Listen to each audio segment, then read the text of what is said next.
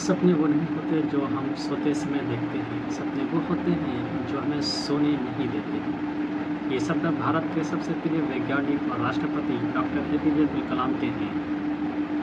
उनकी ज़िंदगी लाखों लोगों के लिए प्रेरणा का स्रोत है।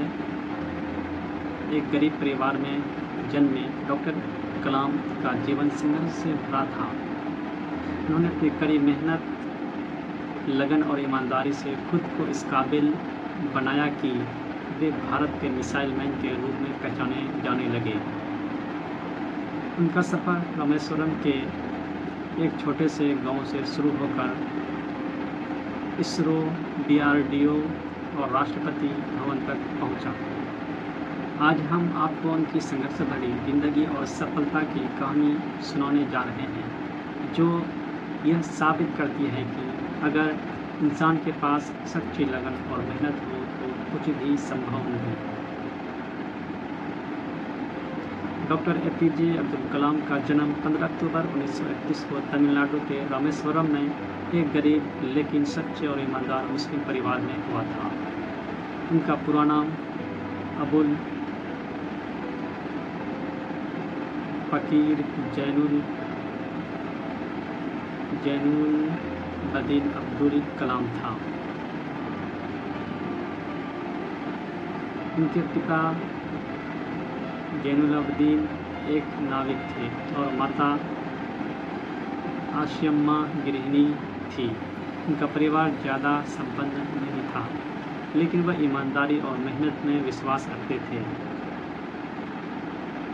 घर की आर्थिक स्थिति कमज़ोर होने के कारण कलाम को बचपन में ही काम करना पड़ा। वे अखबार बेचकर अपने परिवार की आर्थिक मदद करते थे, लेकिन उनका सपना सिर्फ 2 वक्त की रोटी कमाना नहीं था। वे हमेशा सीखने और आगे बढ़ने की सोचते थे। उन्होंने रामेश्वरम के रामनाथपुरम सर्वट्स हाई स्कूल से स्कूली पढ़ाई पूरी की। वहाँ के एक टीचर सुब्रमण्य अय्यर ने उन्हें खास तौर पर प्रेरित किया और उन्हें बताया कि अगर वे मेहनत करें तो वे ज़िंदगी में बहुत आगे जा सकते हैं।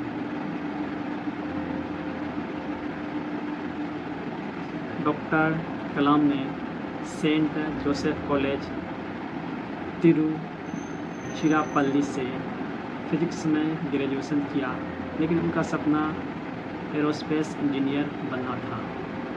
इसके बाद उन्होंने भारत के प्रसिद्ध संस्थान Madras institute of technology MIT में दाखिला लिया।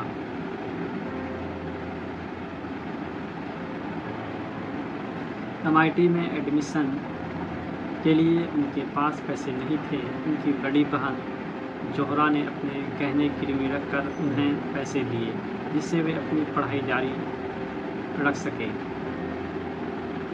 यह वह दौर था जब उन्हें एहसास हुआ कि संघर्ष के बिना सफलता नहीं मिलती।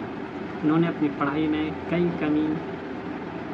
कोई कमी नहीं छोड़ी और पूरे दिल से मेहनत की। MIT में पढ़ाई के दौरान ही उन्होंने यह तय कर लिया था कि वे रॉकेट साइंस और स्पेस टेक्नोलॉजी में अपना करियर बनाएंगे। अपनी पढ़ाई पूरी करने के बाद डॉक्टर कलाम ने 1958 में DRDO defence research and development organisation में वैज्ञानिक के रूप में काम करना शुरू किया। हालांकि वहां उन्हें अपने मन का काम नहीं मिला, लेकिन उनकी मेहनत और लगन देखकर उन्हें ISRO Indian space research organisation में जाने का मौका मिला। डॉक्टर कलाम ने 1972 में इसरो ज्वाइन किया और भारत के पहले स्वदेशी सैटेलाइट लॉन्च व्हीकल SLV-3 के निर्माण में अहम भूमिका निभाई। 1980 में इसी रॉकेट से भारत ने रोहिणी सैटेलाइट लॉन्च किया, जिससे भारत अंतरिक्ष विज्ञान में आत्मनिर्भर बनने की दिशा में आगे बढ़ा। इसरो के बाद उन्होंने DRDO में integrated guided missile development programme की शुरुआत की।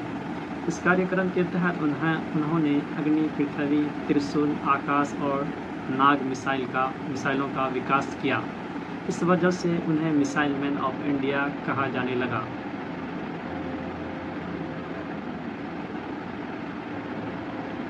डॉक्टर कलाम की लोकप्रियता को देखते हुए 2002 में उन्हें भारत का 11वां राष्ट्रपति बनाया गया।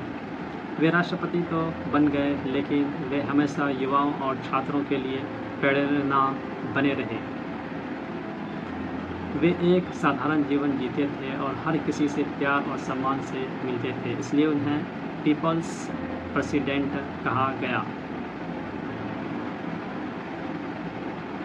डॉक्टर कलाम ने कई किताबें लिखी, जिनमें सबसे प्रसिद्ध है विंग्स ऑफ फायर, उनकी आत्मकथा जिसमें उनके संघर्ष की कहानी। इग्निटेड माइंड्स, युवा पीढ़ी के लिए प्रेरणादायक विचार। इंडिया 2020, भारत के भविष्य के विकास पर आधारित।